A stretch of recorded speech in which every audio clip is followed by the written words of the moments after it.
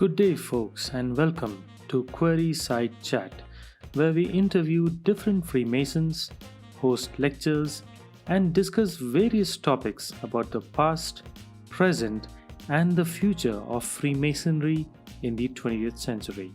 As a disclaimer, the thoughts and opinions expressed here are solely of the participants and do not represent any official positions, including those of any Grand Lords or constituents thereof. Best efforts have been made to keep the conversation on the level for brethren and non-Masons alike. So could everybody please introduce themselves? I'm Richard Mehta, Saurabh Davalobdal 113, Master Mason. Next. Hi, my name is Rinesh, Worshipful Brother Rinesh Hegde. I'm the current Worshipful Master of Lodge United Services number 58 on the rolls of Grand Lodge of India in Bangalore. Rudy? I'm Worshipful Brother Rudreshwar Malkani, Past Master of the Naushir Mehta Lodge number 246 and the rolls of the Grand Lodge of India in Mumbai. Shri? Hi everyone, this is Srivardhan Sinha. I am a past master, initiator of Lord St. George number 549 on the rolls of the United Grand Lodge of England in the District of Bombay, as well as a joining member of Lodge Star in the East number 67 on the rolls of the UGLE in the District of Bengal, which happens to be the oldest lodge outside of the British Isles. I'm also a district officer and a district communication officer for the District of Bombay and a member of the District Board of General Purposes. But as we had said earlier, views expressed over here are solely my own and do not represent my lodge, my district, or indeed Grand Lodge. Shishir, you're on mute. Sorry. Hi, I'm Shishir. I'm from Lodge Star of the South, number 101 in Bangalore, under Grand Lodge of India. And I'm a Master Mason, also the Assistant Secretary of my lodge. Thank you. And finally, Sumit. Hi, I'm Worshipful Brother Sumit Kumar. I'm currently the Worshipful Master of Lodge Golden Pagoda, Mumbai, Grand Lodge of India. Thank you. Cool. So these are some of the speakers, or rather the team of Quarry Chat. Welcome all. We would like to hand over to Worshipful Brother Anand Gokhale, if he can give a brief introduction of himself. Worshipful Brother Anand. Yes, we can hear you. Okay. Good afternoon, brethren. Myself, very worshipful Brother Anand Gokhale. I am basically from Nagpur. My mother lodge is 147 Dhogilal of Nagpur. I have been initiated on 7th August 2002. And as of now, I am the past Grand Registrar of the Grand Lodge of India. I am the subscribing member of Raisina Hills 322 Delhi, and 3 lodges in Mumbai also, and 1 at Kolhapur. Thank you so much. To just add what our very worshipful Brother Anand Gokhale said, as he mentioned, he's from Nagpur. He is also a bachelor in mechanical engineering, and coincidentally also has an LLB degree. Wow, how did that happen? Actually, you have like engineering and law, just to make sure that you save yourself from all these things. Brother, for that, there is a separate section required. Okay, no problem. So I came to know about that you have a versatile experience. You actually have worked in the design industries. You have worked in steel plants. You even have worked with the RBI's Mint, if I'm not wrong. Yes, yes. I really want to actually visit one of the Mint. Brother, when there was a shortage of coins, first of all, just a joking part, that 2 years I was the maintenance in charge. So we had a vault there. So many people, the public may not be aware that we have the bullion store.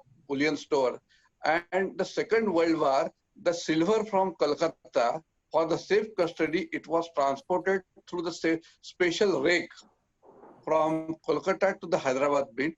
And that silver in the form of bricks was in the range of 1100 metric tons. And when I used to go for the inspection, I used to do the inspection by climbing on those silver bricks. Who can say that ever? That I climbed on those silver bricks? Exactly, yes. Superb, superb. And as per I understand, you have been working with the Ministry of Commerce and Industry as examiner of patents and designs in New Yes, Delhi. yes, sir.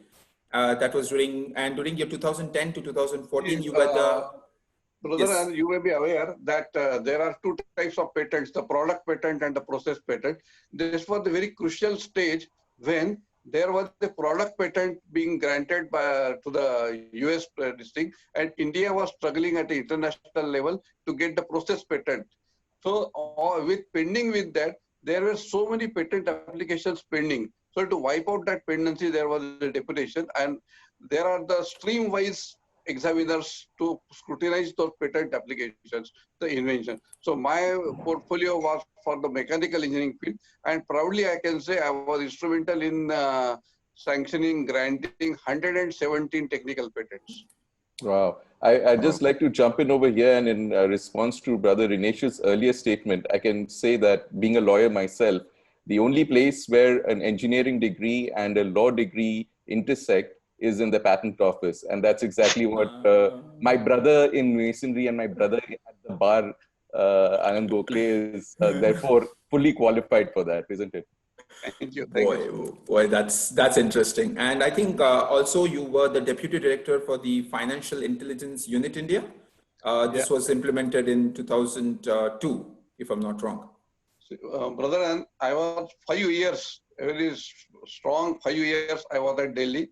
That is the PMLA, that is the Prevention of Money Laundering Act. One wing, the one part of the PMLA is the intelligence and another is the enforcement. So I was in charge for the intelligence wing, which is dealt by the FIU. So for your information, there is no regional or branch office of FIU. It is an international phenomenon.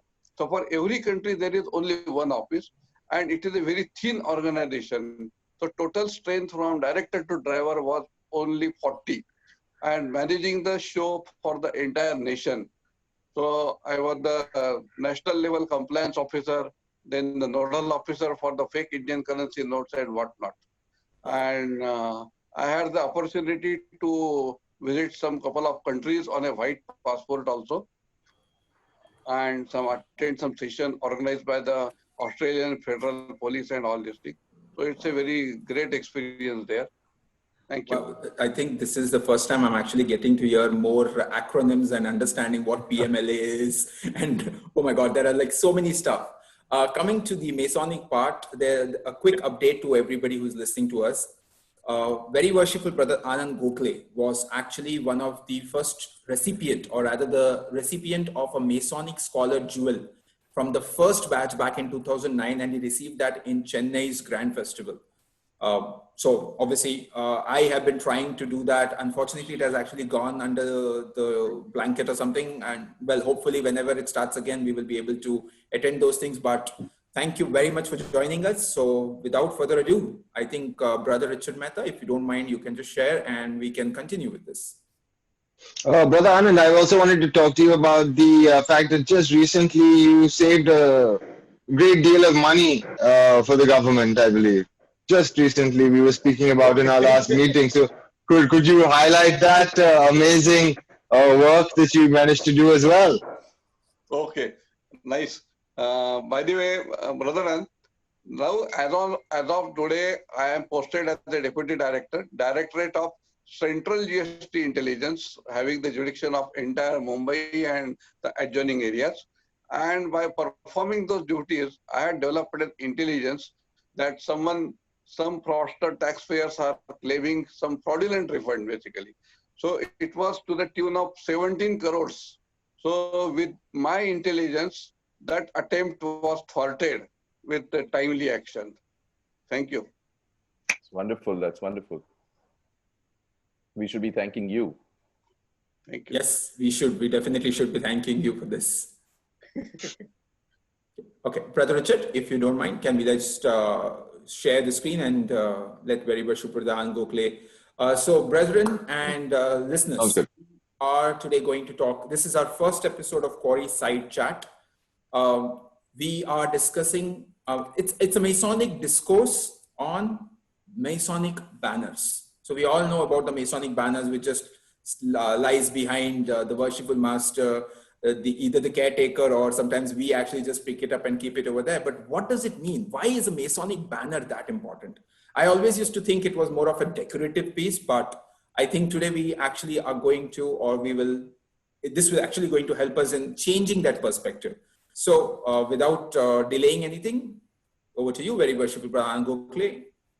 Yeah, Brother, let me start with my speech on this discourse. First of all, I am thankful to this your team basically, led by all Richard and Rudra and Sumit, all of you. I am very much thankful for organizing such a very technical, tech-savvy this session as such.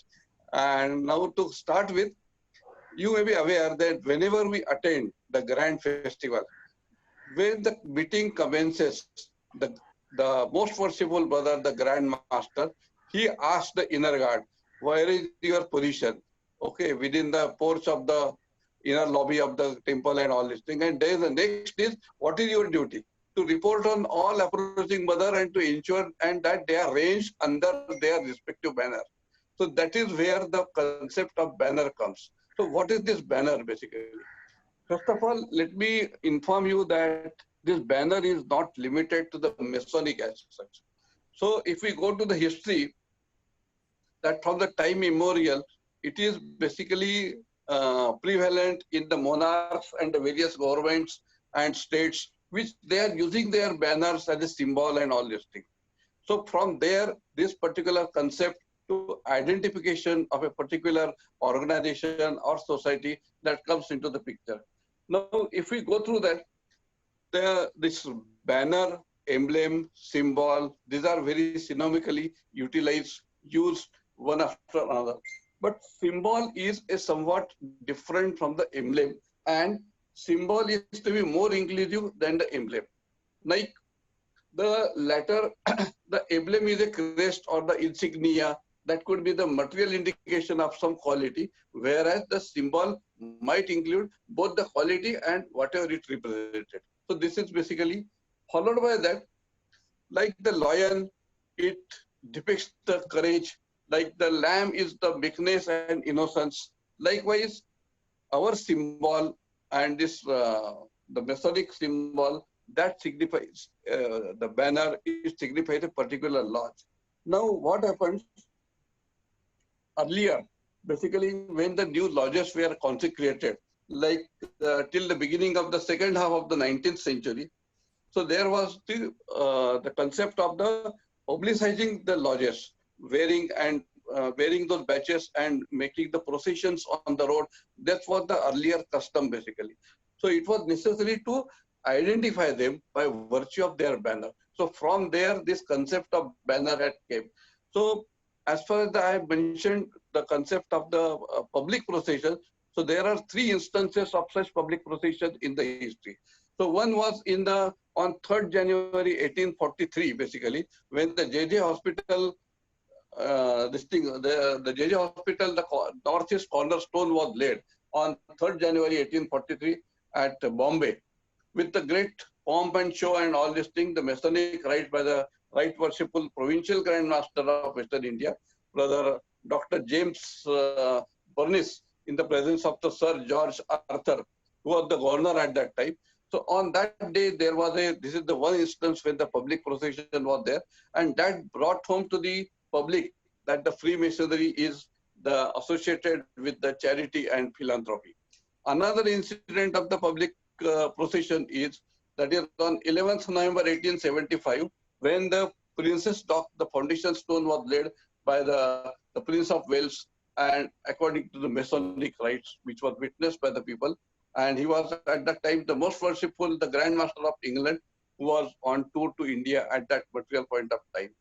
So that basically has raised a very great public interest and brought Freemasonry into the further light. Third occasion is the foundation stone laying ceremony of our own Freemasons Hall at Bombay. That is on 5th June of 1897, when the brethren of the District Grand Master, Grand Lodge of Bombay, that is the English Masonry and the Scottish, both, they had formed the procession by that to lay that stone. So when this procession is on, during this procession, this Masonic banners of the grand district and the local lodges that were carried at the front of the each procession, or particular that troop. And in that procession, the lodges would take their places during that procession as per their seniority, the age, the members of each lodge, and they were grouped together under their respective banner.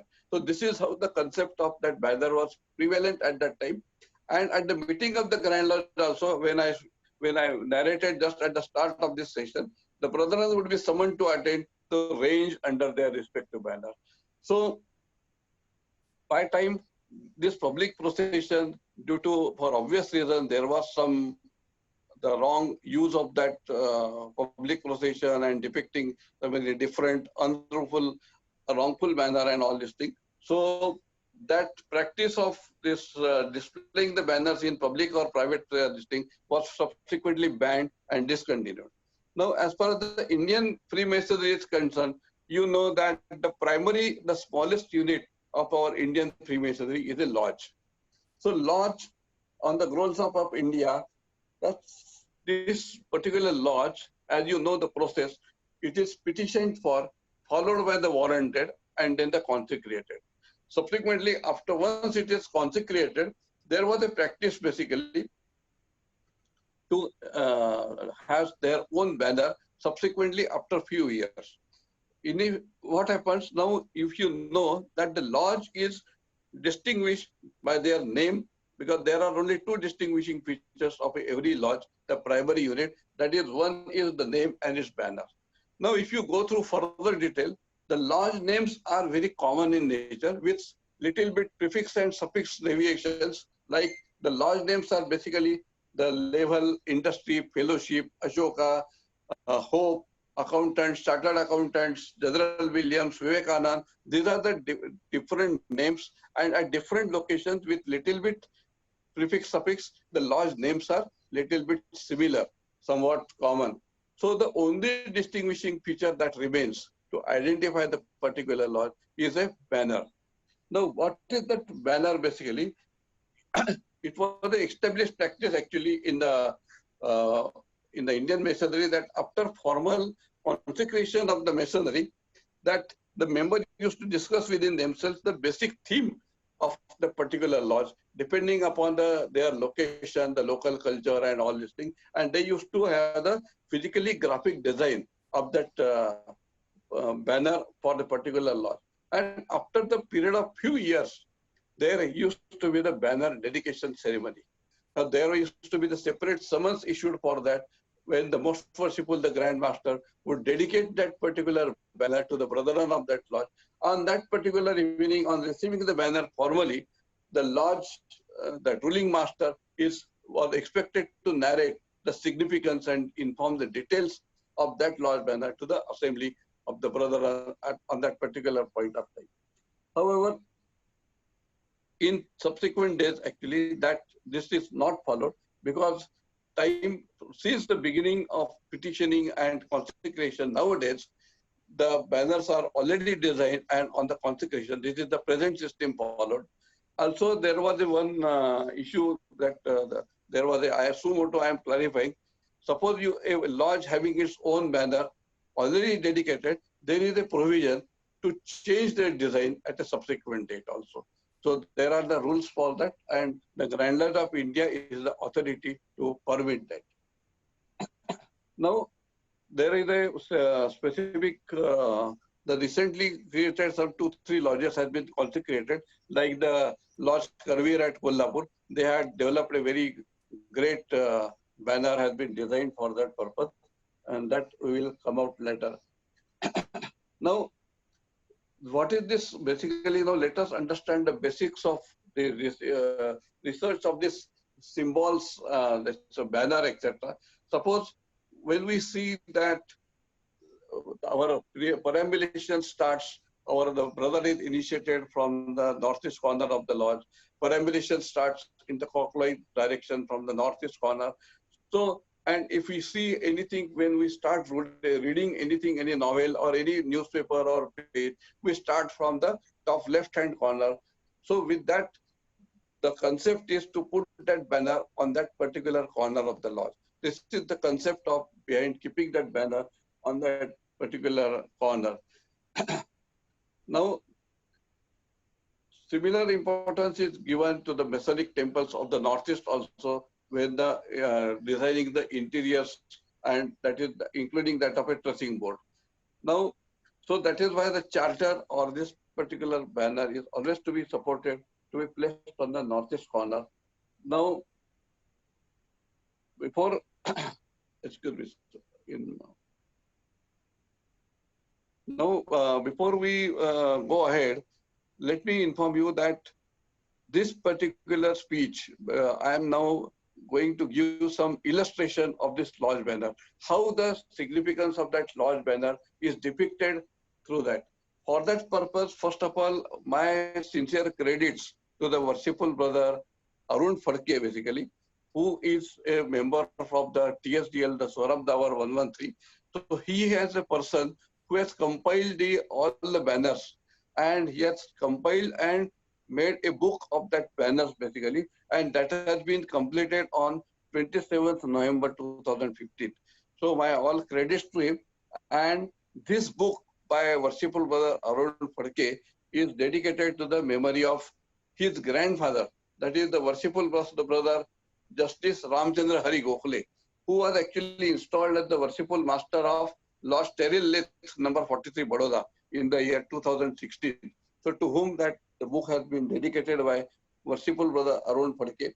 So he was basically the justice, and he was the chief justice of court of Gaikwad dynasty in those times, and then he became the first justice of the civil court in Baroda. So this is the history of his grandfather. Now to start with this significance of the banner, now I have shared this presentation basically that gives the lodge banner of a lodge Borghat. This lodge Borghat is number 83 from Indore. So that lodge has been volunteered on 25th August 1910. That is initially under the English Constitution and consecrated again on 28th January 1911. This was the Borghat bearing 3465. It was under District Grand Lodge of Bombay, English Constitution, and charter was issued by the United Grand Lodge of England, and that was originally consecrated at Lonavala basically. And that was consecrated by worshipful brother, the Honorable Honorary George Owen William Dunn, who was the DGM, District Grand Master of the District Grand Lodge of Bombay. So in his message to the brotherhood in consecration ceremony, he stated that this lodge brings the total number that has been at those states. It was the 35th lodge as of now in this Indian territory. So the petitioners to this lodge, particularly the lodge Borghat, that was all these petitioners were basically in those days, they were associated with the railway company at that time in the first decade of 20th century, and they were the employees there with working with the railways, and they are all were residing in Lonavala. And that Lonavala is basically, you may be aware, it is a ghat section, and it is a reversing station and the headquarters of the railway company.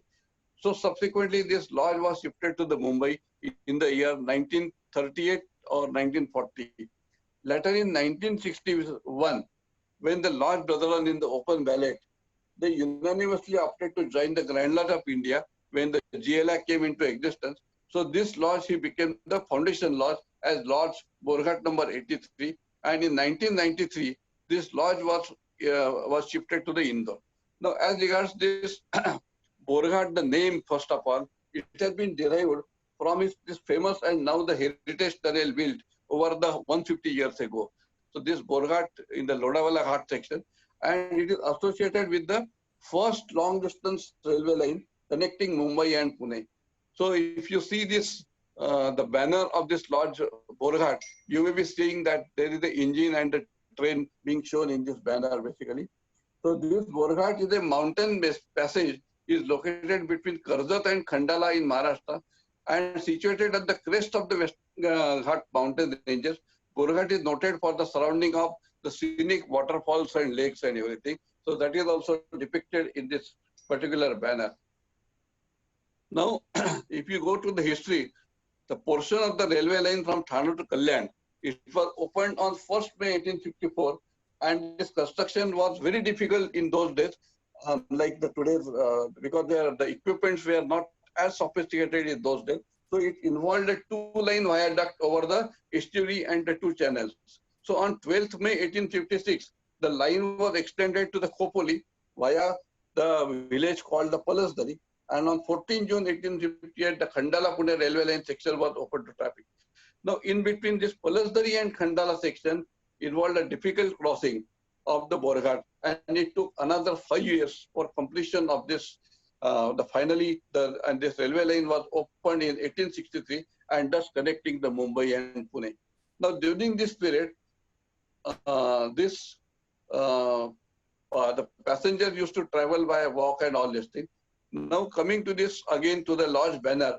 The lodge banner is the most impressive one of the lodge banner what I have seen so far. That is why I have selected this particular banner of Lodge Borghat. This has been designed in India about 100 years ago. The lodge banner is draped vertically and is in a rectangular shape on an orange color shiny satin cloth with the loops on the top. You can see it.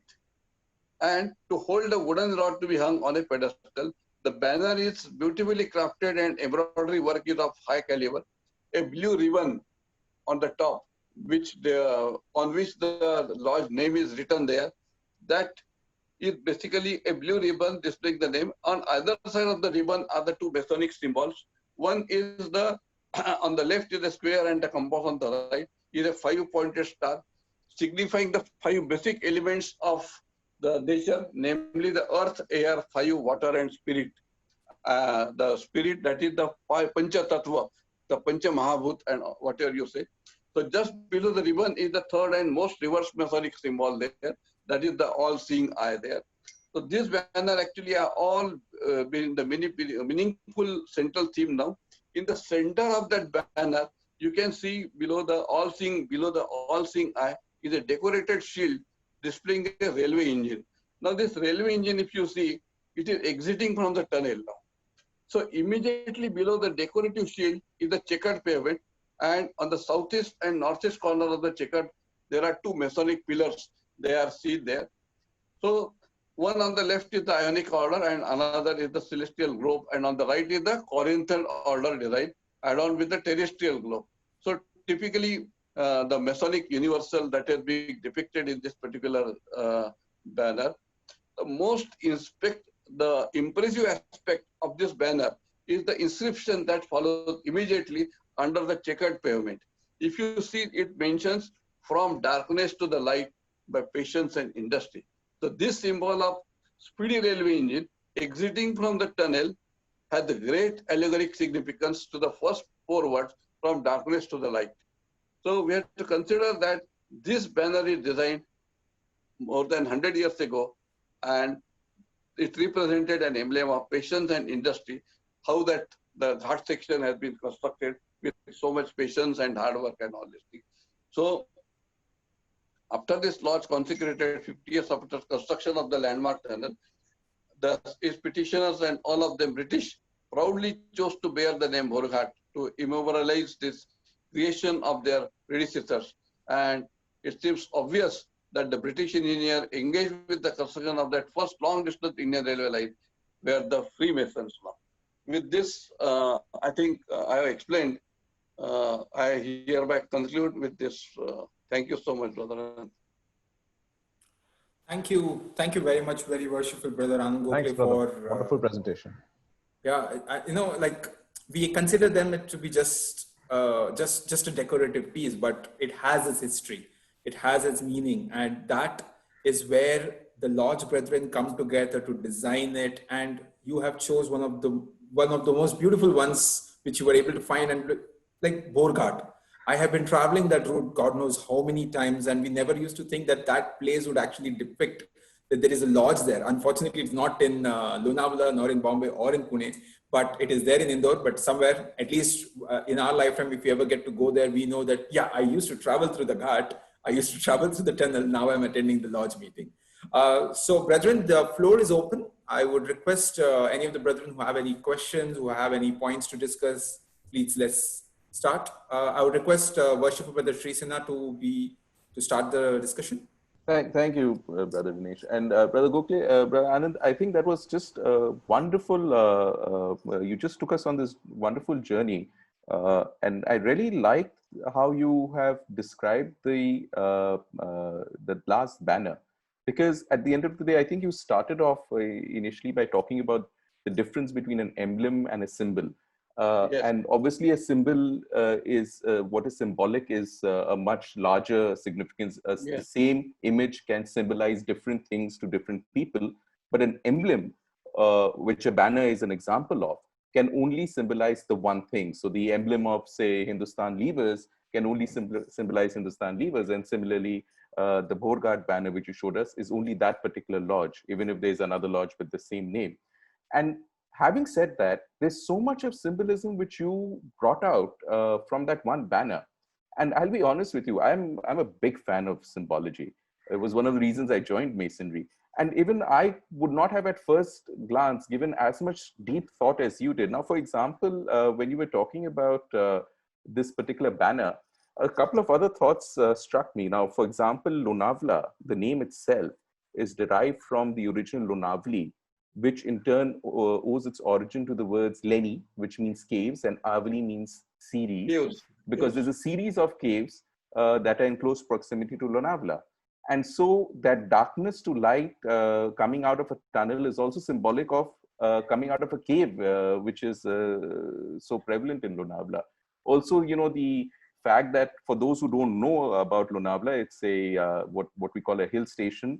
It's, I think, there are 35, 40 kilometers of lush forest and waterfalls, and all of that is so beautifully depicted on that banner. So I think it's wonderful that quite apart from the Masonic symbology, you know, which was the square and compasses, the five-pointed star, the all-seeing eye, the warden's columns or the pillars, the checkered pavement, there's so much going on over there, and it's just fascinating. One question I had for you, though, was that in relation to the placement of the banner, would it be fair to suggest that it isn't really set in stone, as it were? Because, for example, in my mother lodge in Bombay, at Freemasons Hall, the usual place for the banner is in the southeast corner, because that's where the stand is. Whereas in my joining lodge in the district of Bengal in Calcutta, the Park Street Freemasons Hall, the banner is placed behind the master's chair in the east. Brother, and a very valid point. I am mistaken. Actually, basically, I was talking about that northeast corner that was relating to the warrant and not for the banner. Yeah. My apologies. Yes. No worries. So the banner can be placed any place, anywhere in the east where it's visible, I suppose. Yeah, I get it corrected. Yes. Is that correct? Okay. Thank you for clarifying that. And the second question I had was in relation to the, you know, you described the banner as being this largely a rectangular, sort of in portrait form, large, made of cloth. The earliest reference that I know of is possibly in the Roman army. All the various, you know, the centurions, etc. I'm not getting quite the word, but basically the Roman army, each cohort of the Roman army would be preceded by this banner, which looks very similar to what our Masonic banners are. Is there a link? Did our brethren who came before us sort of get inspired by those Roman army banners? Not exactly. To the best of my knowledge, I have not touched that basically. But maybe because we had such a great past history, because just we mentioned always it's mysteries and all. The more you explore, more you get it, like that. That's right. Thank you so much. So, Brother Sri, just to add to that point, I think maybe, yes, as very worshipful Brother Anand Gokhale said, we have that history which we are able to obviously look at our initiation itself, look at the rituals which we have. We have taken bits and pieces, and that's how the whole jigsaw puzzle is actually designed. Maybe our banners also was something with respect to them, because what exactly would the banner do for a Roman army? If I'm not wrong, the word was vexillium. That's what they call, and that is supposed to be like a sail. So when a sailor is actually on the ship, and obviously the sails are on the top, you get to see who's arriving, who's coming. Similarly, when the Roman army is actually marching towards some place, you will get to see a long line, but these banners are kept at certain strategic positions so that nobody just randomly attack us, because they should know either we are the enemy or the like friends or whatever it is. So maybe that was the way. And as Brother Anand said, that we started off obviously with parades, Masonic parades, which used to happen, wherein we used to actually travel, and obviously to showcase who we are rather than just wearing the costume at that point of time or just walking. A banner obviously made sense. And I think that is what has been continued in our universities, in our colleges, March past. Everywhere we actually have all those things. So, you're absolutely right, because when Brother Anand talked about, being ranged under one's banner, it's exactly that. The armies of yore are always ranged under the banner to avoid friendly fire. You also mentioned Vexillium, which is very interesting because you're right, that's what it was called. And it's also the root for the study of flags is actually Vexillology, which comes from that Latin name itself. But coming to your Roman army and our brother, what he mentioned, suppose even if now we see the serials and all this thing, even that the Mahabharata, let us say, the Kauravas and Pandavas, so both have their own flags basically.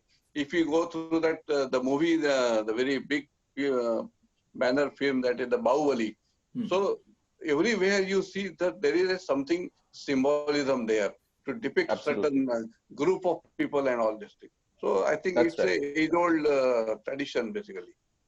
I think we definitely go back further than the Roman banners. But yeah, the Roman banners were very exquisite and they spent a lot of time and symbology in them as well. And the banner also depicts the micro parts of the lodge, the things that, the lodge believes in, the ideologies, the hidden principles of the lodge. That is also a lot of use of the banner. So to tell a lot of things about the lodge and about their ideology comes from the banner as well. As you just showed us this Borgat.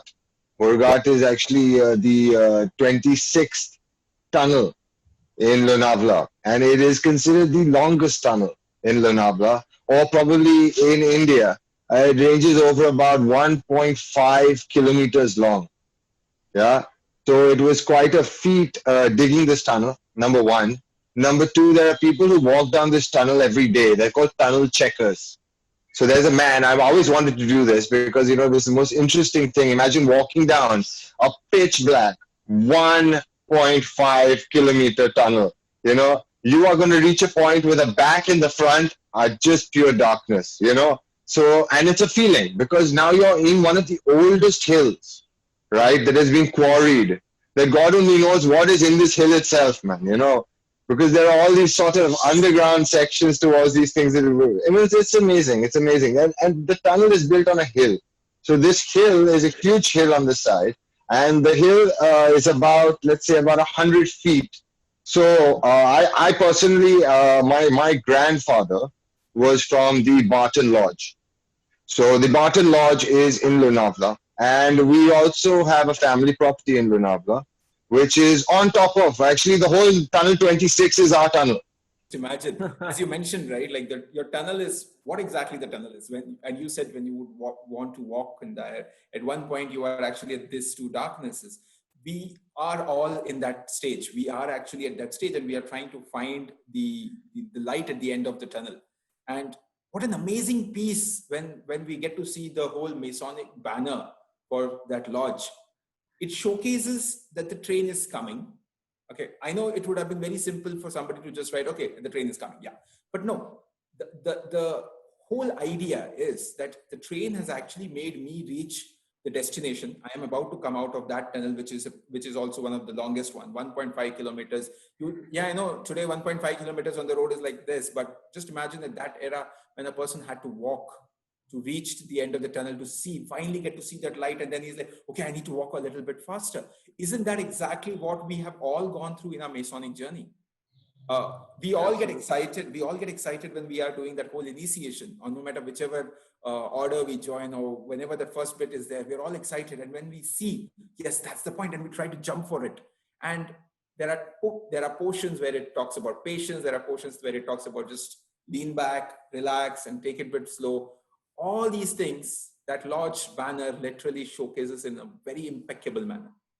But in a way, just on that point of, yes, brother. Sorry, just on the point that you just made on patience, and I think what Brother Anand was also saying earlier, the motto of that lodge. And I know we are focusing a lot on this one banner, and actually that just goes to show the beauty of this topic, right? Because you can go so in depth in just the banner of one lodge. And think about it, banners as a concept is such a huge subject area to cover. But just to drill down even further, remember the motto. I don't know this lodge, and before this was introduced to us by Brother Anand, but the motto of the lodge had something to do with coming in from darkness into light, and also patience and industry. Now, as Masons, we know that these are all buzzwords, catchphrases, if you will, in Masonry. You know, the whole bit about coming from darkness into light, which everyone knows about, but also patience and industry, which are actually very common names for lodges. Are also very important Masonic traits and characteristics which are celebrated in Masonry. And to bring it all together in the form of not just the banner, but that's what the lodge was all about, because drilling, you know, that quarrying through a tunnel of that length in those conditions back in those days required a lot of patience, a lot of industry, and it signified coming from darkness into light. I just love how all that symbolism has just come together. And just on a quick point, I know that Brother Richard was trying to scare us off with these stories of spirits and burglars and people jumping off and getting shot at, but I think we should still go and pay a visit to his family bungalow. Nowadays it's Lonavla's become very commercialized. Now there's nothing like that anymore. We're talking about almost 15, 20 years ago. No, 20, 25 years ago. That place was like dead quiet. There was nothing over there. You know, to go there, it took you so long. It's a different world we live in. Definitely. I'm just kidding. I'm kidding. Everyone loves a ghost story, Masons especially so. But in a way, when bringing it back to the banner, that's one of the ideal banners are those where you have multiple layers and multiple levels of allegory and symbolism.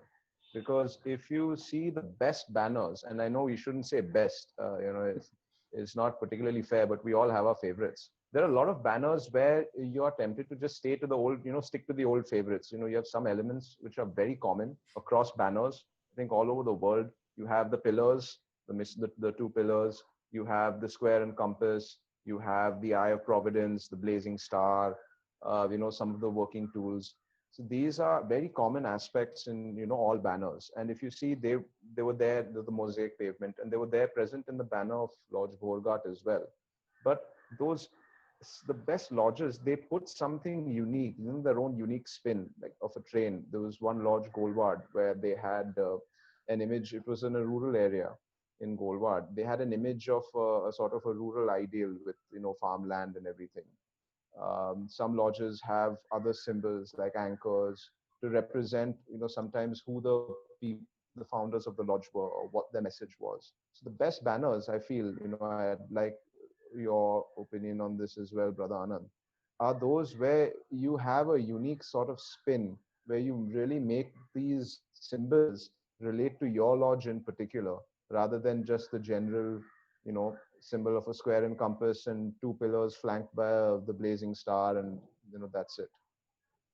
To ask to that question, Brother Anand, do we have an idea when exactly this banner was designed, or was it designed during the British period itself, or was it recent?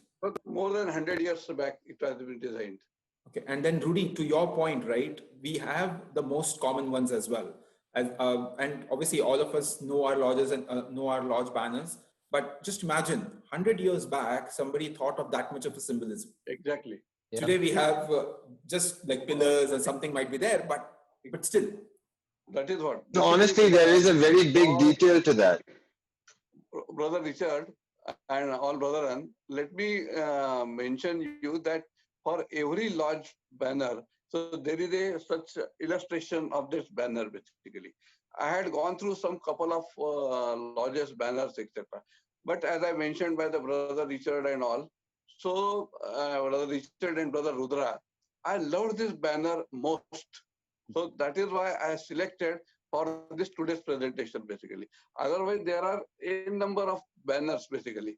But the uniqueness of this banner, which I loved most, and that is why I selected today. And coming back to actually the brother Richard and our the other brother from Bangalore, he mentioned so many things and about your Lodawala and all. So brother Rudra may be aware that we had enjoyed on couple of occasions a night halt, a meeting followed by the night halt at the Lodge Barter, which is at Lonavala. It's a very wonderful place. It is under the Scottish rule basically from since those days, and it's a wonderful location with dormitories and all. So those who have not visited, so after lockdown, yes, as suggested by the brother, it is a very welcome, and we should.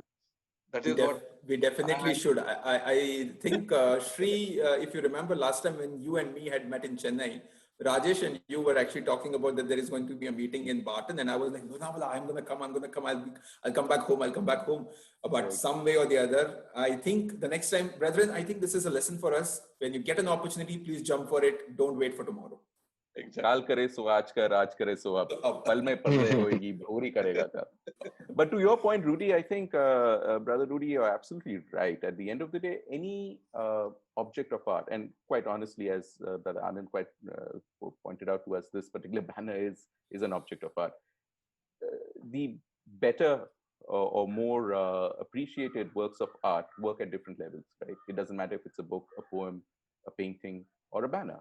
It will always work at various levels in order to be elevated to true art and not just be straightforward. So the symbolism can be really deep sometimes, even in something which at first glance appears fairly run-of-the-mill, as is the case perhaps with this particular banner that we have examined at detail.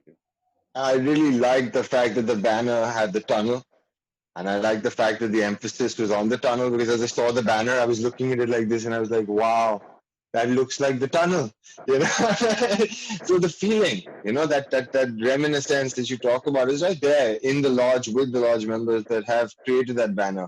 And for example, in our Saurabh Dabur banner, we have top right corner, we have a little anchor, hope. And that for me has a secondary meaning. I mean this is my analogy, because I've done a lot of study separately into our banners. So as Anand understands that I have very different ideas, but I absolutely agree with you, Shri. The banners have multiple layers, many multiple layers, not just one multiple layer. They have been put together with extreme thought, and extreme precision.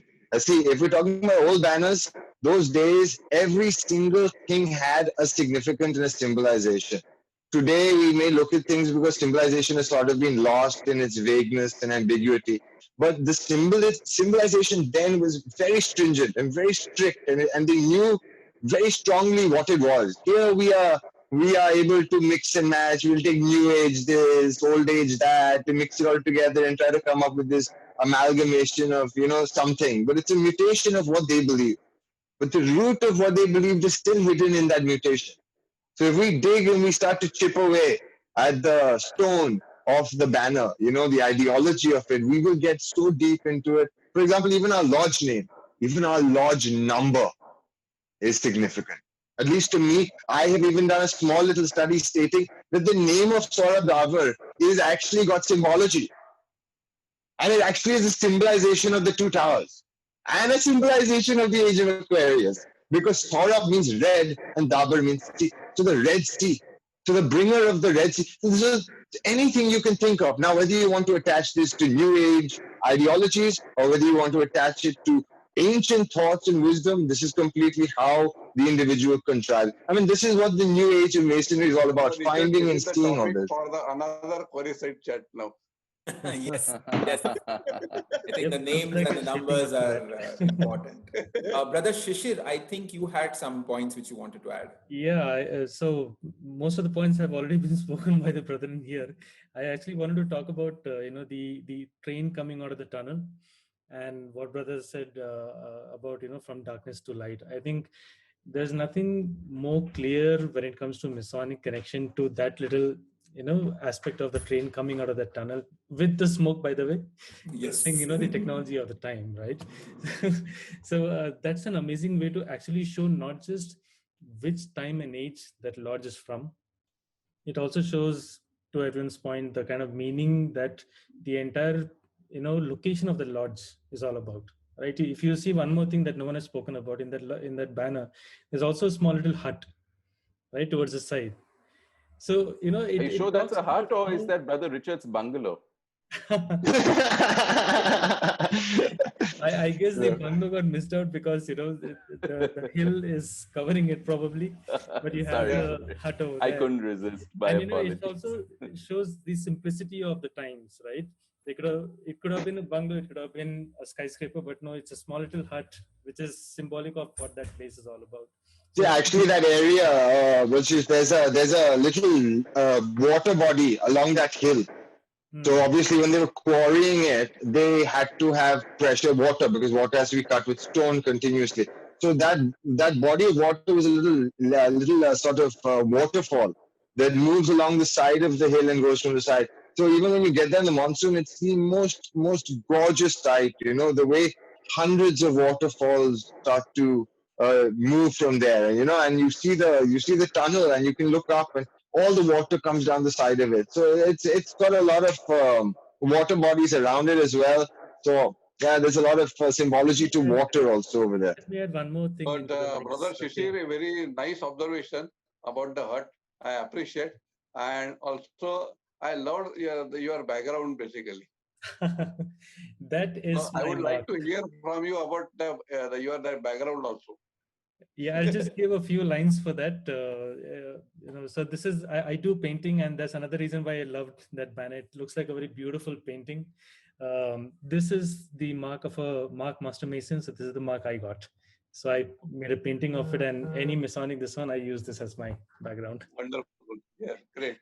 So the other one thing I want to just throw into the mix for discussion, I was constantly thinking about these old pubs and bars in rural UK, Scotland, Britain.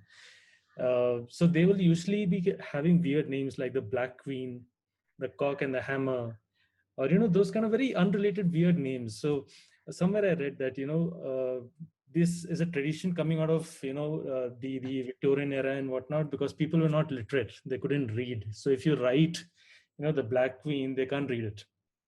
So they would make a banner of something that people can easily relate to or just remember basically. So someone says, hey, I'm going to the Black Queen, they know they're going to the pub. And that connection with masonry and then the banners, I thought, let me just throw this out to the brethren and see what someone has to say about that. How those banners, and again, we know that taverns and masonry do have something with each other. Yeah. Shishir, you have thrown out a very, very interesting point, and you're absolutely right. Pub names, old pub names in England are the subject matter of many theses and books, actually, and the signs themselves as well, because they're so beautifully rendered. And the idea was exactly what you said. I mean, whether it's the Fox and the Hound, or it's the Freemasons' Arms, which is actually quite a common name in London alone. There are 3 pubs with the name Freemasons' Arms. Is exactly this: is picturization at a time when people were not literate, and therefore you came up with all these. And very often, for example, if one were to look at the so there's an interesting story about the formation of the first Grand Lodge in the world, which is the United Grand Lodge of England, where they used to meet in a ale house, which was called the Goose and Gridiron, which many of us know, of course. But perhaps what not everybody knows is that the name Goose and Gridiron itself, for that particular ale house, came from a corruption of an earlier sign, which was a sign which was there from before, rather, which was not for the ale house, but it was above it or near it, and it featured a swan and a lyre, which was the symbol of a particular music company. So the owner of this particular pub was taking a dig in typical British sardonic humor at that at the music company, saying, you guys sound like a goose honking away. And so the lyre became the gridiron, and the swan became the goose. So this kind of that's one interesting link you right there between pub signs and the Fascinating. formation of the first Grand Lodge in the world, actually. So yeah, you're absolutely right. There is Even the position and location of the lodges, the one abroad and the one in India, they're sort of same sort of locationally.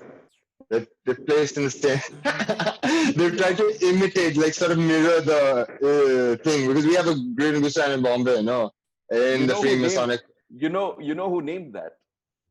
A certain yeah, a certain brother Sri named that.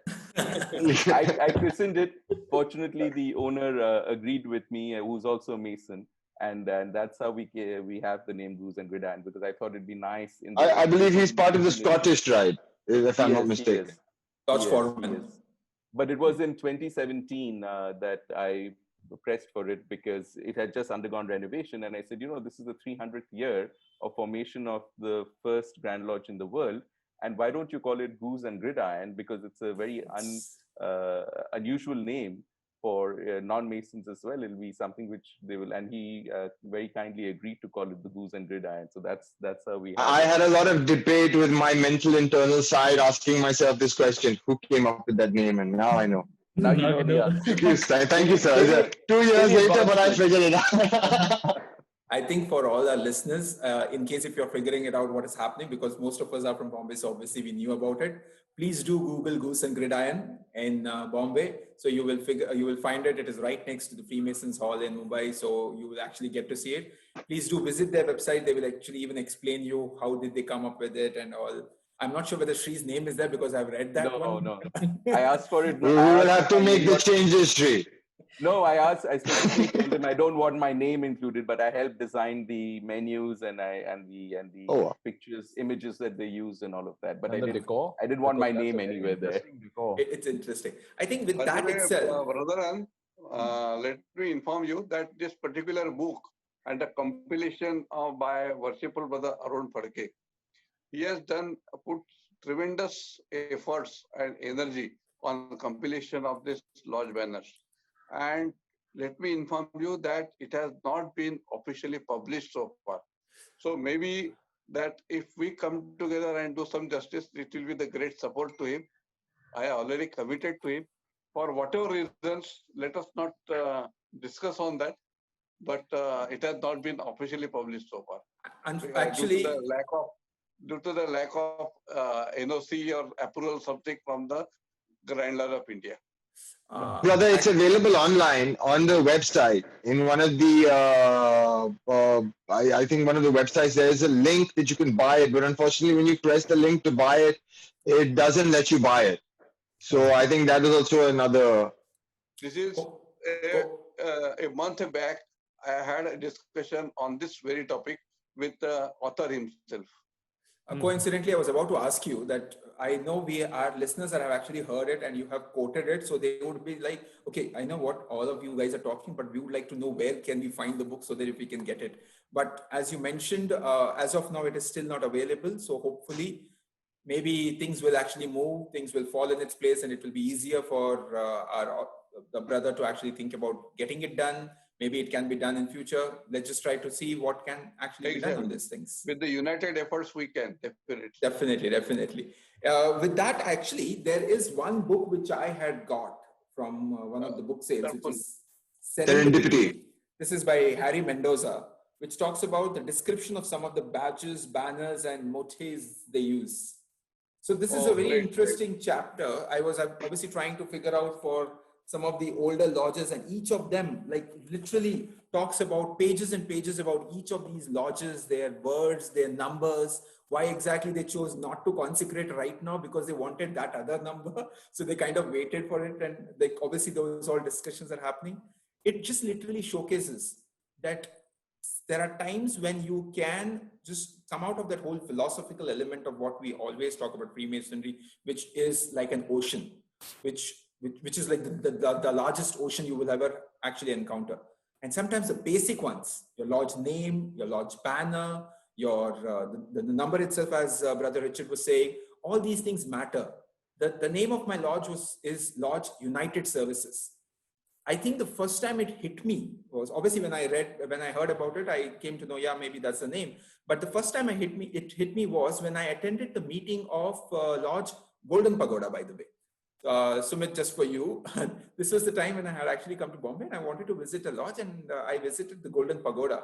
And there, when they asked me, okay, which lodge are you from? United Services. And they were like, oh, you have army personals there. And I suddenly started thinking, army? No, I don't think we have any army personnel. Why did he ask that? It just didn't reflect. Why? Because we are so used to trying to see the bigger picture. Sometimes the smallest concept, which is just your lodge name itself, doesn't hit you.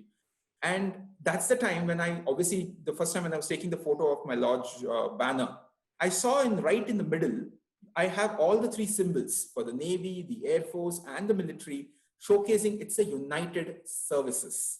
And that's when it kind of hit me. It hit me after maybe a year back. The first time, obviously, somebody did tell me, but it was like just there. Brother Dinesh, you have to understand United Services is a club. Yes. In Colaba, at the end, it's the United Services Club, US Club it's called. As a member of that club my childhood. And so that club is basically probably the essence of where all the different branches of the services came together to interact, have fun, communicate, party. Absolutely the same reason why my lodge is called United Services, because in Bangalore, the Bangalore Club, which is one of the oldest club in the city, was actually named as Bangalore United Services Club, or commonly known among the people as Bus Club. They used to just call it that way. By the way, that's the place where Winston Churchill used to actually stay, who, by the way, unfortunately for the club, still owes 5 rupees or 4 rupees something. He has still not paid that money. Actually, Brother Rinesh, Winston Churchill's grandfather came and wanted to settle the bill, but the club refused. He said, I'm willing to settle it with interest, but the club said no. And which is why even today, if you go to the clubhouse, it's still framed over there and plays the bill which Winston Churchill still owes the club. So please don't pay the bill. Please don't pay it. That's a USP. So you don't pay that. It's, it's like Salvador Dali, he writes a check, he signs it, and there's a little picture on the back, and nobody wants to cash the checks and frame it on the wall. Exactly. But this is interesting. I didn't know that so I knew about your mother lodge, and I've seen the crest, and I know the name what the name United Services means. But one interesting thing that I didn't know was, even though I'm a reciprocal member and I visited that club often, is that the Bangalore club used to actually be called the Bangalore United Services Club. So from there we came, obviously these the same guys who used to be members of the club, they wanted a lodge. Right. United Services became the second oldest lodge in Bangalore after the Bangalore lodge, because the Bangalore lodge became big. That was the only one. Then they started this. So they just brought that name together. Initially it was just United Service, because not all the services were there. Slowly and steadily, because Bangalore became big with cantonment and everything, it kind of obviously got all the people. And that's when it became United Services. Right. One of the biggest golf courses in Bombay is in that club, and the most dangerous golf course in Bombay, because the golf course holes cross each other like this. So people have had, they're hitting from one hole to the other and this hole to this hole, and interconnection happens between certain holes. But it's got one of the longest pars going. Since it's in Navy Nagar and that's a cantonment area, I think we'll put that down to friendly fire when you get hit by a golf ball coming from the other. I just wanted to, if I could, share very quickly a picture over here, an image, just to showcase how differently lodges can approach the same theme, as it were. We saw, obviously, the wonderful banner which Brother Anand displayed for us. This is a banner, and I'll just see if I can put this up on the screen. But this is a photograph which was taken in Asansol in the district of Bengal.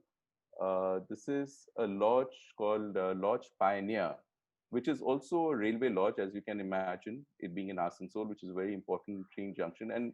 And we were talking about symbolism, and we were talking about intricacy and all of that. And here, this is a totally different take. It's the most simple way of portraying their lodge banner at all, because if you just see Lodge Pioneer, the name, and there's a train, and there's Asansol, and there's all there is to it.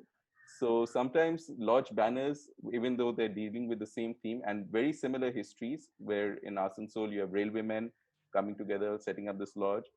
It's also not a large town, but an important railway town. and the same goes for Lonavala as well. But totally different approaches. No right, no wrong, no better, no worse, but just entirely different. I thought it was kind of interesting. I remembered this that I had taken a picture there during my mastership. This is at the installation of the worshipful master of that particular lodge a few years back. I just wanted to just showcase how differently lodges can approach the same issue. Well, Shri, I see that what you're pointing at is also proves a very important point about Freemasonry in India, that the lodges were very centric around the services, the Air Force, the naval services, and in fact, part of this project I'm doing, even Navy Nagar, right? And then you go to the Lionsgate area. Why is it called Lionsgate? This is an important point to look at. The names that have been given to these places. INS Angry. Why are these names there? What is the purpose? Why was the new custom house changed? So there are a lot of reasons that we don't know that have been kept internal, which I believe, is each area. So the railway guys have their own understanding and concepts of how it works and how their lodges work. Then you have your naval guys who have their own concepts and how it works. And we have sort of understood that this is more of a services. I mean, at least Bombay, I believe, it's got a lot of very to do with the services in the background. Because even if you go back in history, Garcia de Ortega, who was one of the original Jewish Spanish inhabitants, and he had a home right in the top over there. In INS Angry was his home. It was called Bombay Castle. So based on that principle, he was the sort of a commander as well from the Marine Corps.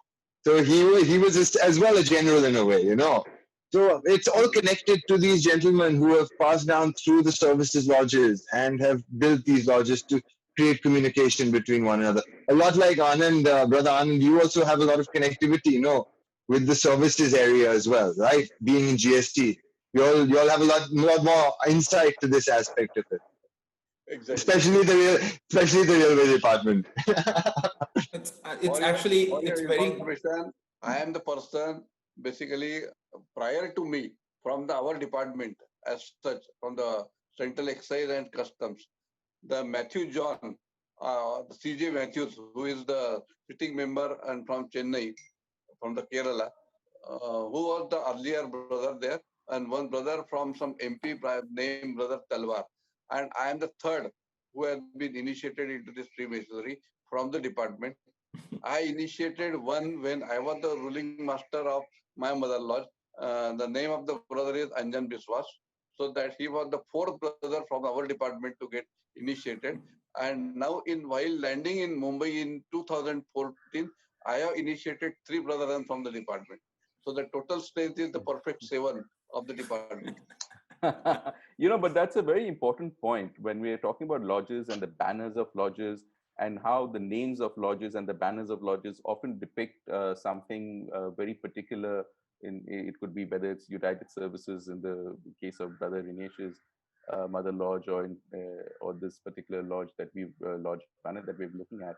And it's really interesting to see how the wheel has come full circle, because in the initial days, one could say perhaps the heydays of Masonry, when there was a lot of people who wanted to join the fraternity, you had these kinds of groupings. You had people coming together to form lodges based on occupation or on shared interests and things of that sort. And of course, railways were a big factor in that, in the growth of lodges across India, across the subcontinent.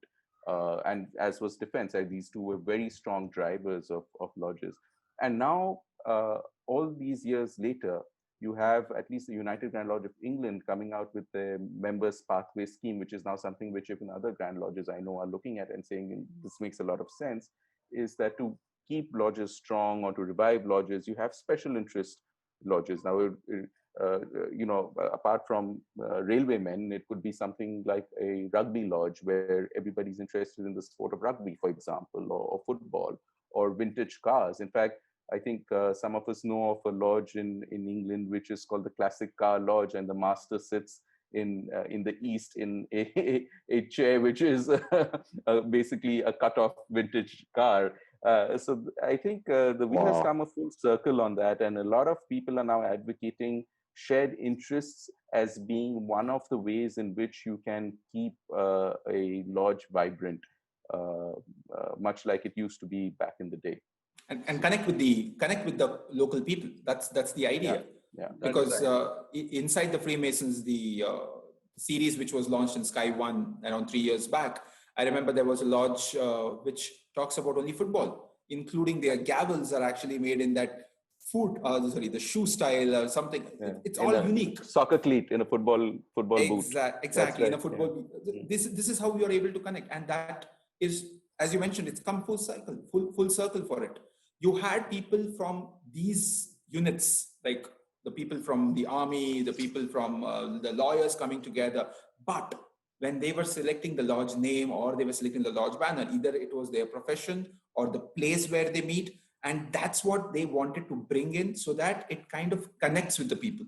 And that is exactly what a lodge banner responsibility is all about. Tomorrow, let's say, for example, as our very worshipful brother Anand Gokhale said right in the beginning, that when the Grand Master asks, where are you guys standing? We are all standing with the banner.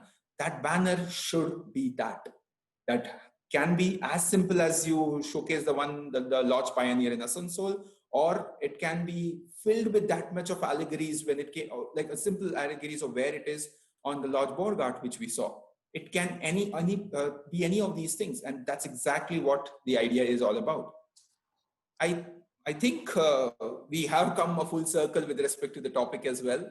I hope our listeners who's going to listen to us, please do give us your inputs. Please do share what you feel has worked for us, has not worked for us.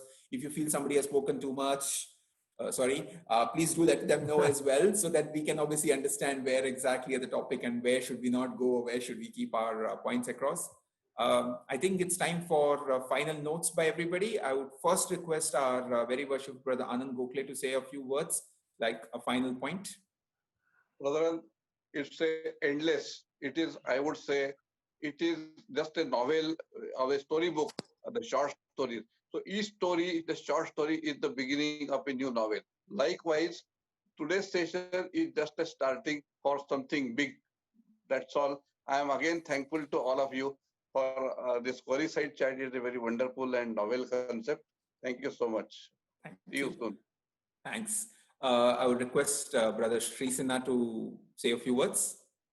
Well, first of all, I must thank our guest for the wonderful talk that he gave us. And I mean, such a small issue, we could have spent, I think, many more hours talking about it. It just goes to show how interesting these topics really are. So thank you so much for showcasing this one aspect of Masonry for us and for our listeners.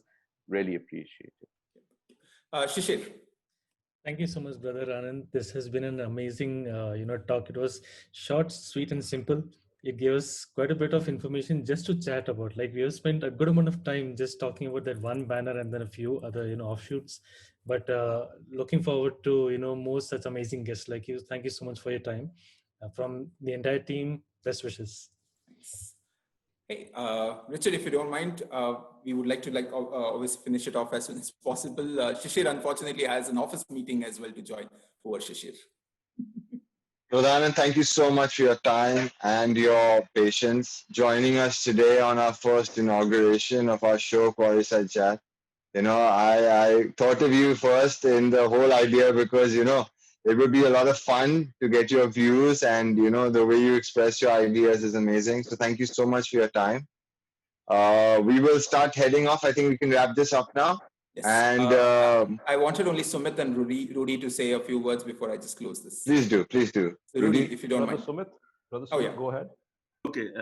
Thank you, Brother Anand Gokhale, for a wonderful session. I think I learned a lot. It was very enlightening. And I just wanted to say that I love train journeys and the Borghat, I always love train journeys. And I just was thinking that the train journey is reflective of Masonry being a journey also. We are constantly moving from darkness to light, So I think let's continue the journey with Quarryside Chats, So thank you so much for the wonderful session, the whole team, and with Anand Gokhale. Look forward to seeing you all. Yeah. Rudy. Brother Anand, it's always a pleasure to chat with you in the lodge. Now it's even greater pleasure to chat with you virtually. Thank you so much for agreeing to be a part of this. And to all our listeners, I'd just like to say that we are all rough ashlers. So this is our first step to hopefully a very long journey. So thank you, everyone. Awesome. Awesome, Rudy. You actually just pinned the exact words.